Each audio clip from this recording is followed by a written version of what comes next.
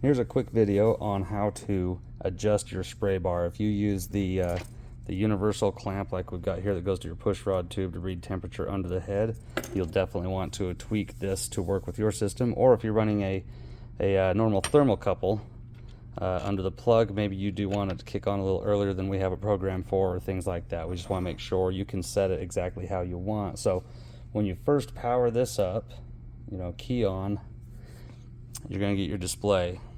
So the C is for cooling. We're going to make it a cooling system. The top number is the current temperature of your thermocouple. We're at 72, 71 degrees. I just had my hand on it, so it picks up temperature that fast. It's really pretty accurate. The 360 is the temperature at which the power to the pump turns off. To adjust all of that now, so let's say under the plug we have it set up. If we hit set, we've got the C flashes. Leave it that as C. But you see how you got 360 and you got 15 degrees. So that means at 375 degrees, at 15 over 360, that pump will kick on.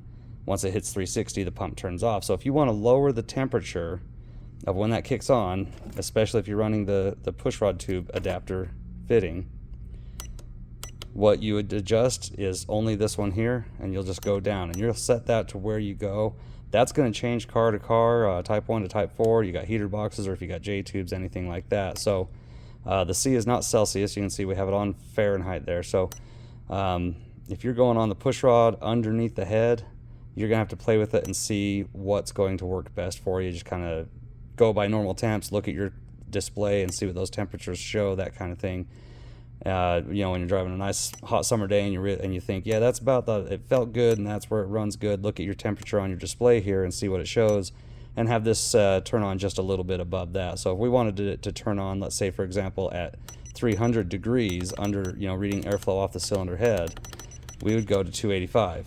That would make it kick on at 300, off at 285. If that math makes sense, that should work out pretty well. So figure out where you want that to run with the universal type sensor. This is why we prefer the thermocouple under the plug, because those do work incredibly well, a lot more accurate. But even if you have an under the plug system, you can adjust it and have it kick on a little sooner if you do like. If you just want to make it extra safe and have it kick on at 350 instead of 375 or things like that, you can do that if you want. So hope this shows how to do it. You just hit set, get past the C for cooling.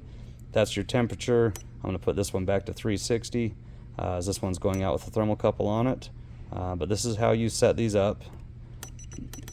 Leave that 15 degree window, in my opinion. That way you don't use a ton of water, and it maintains pretty good right there. When we have these set up like that with a head temp gauge on number 3 and this under number 4, we can see it on our head temp gauge. As we're pulling a trailer up a big grade in the summertime, we can see it just kind of hover around there at that 365, 370 degree range. It works really well. So that's how you adjust it if you need to.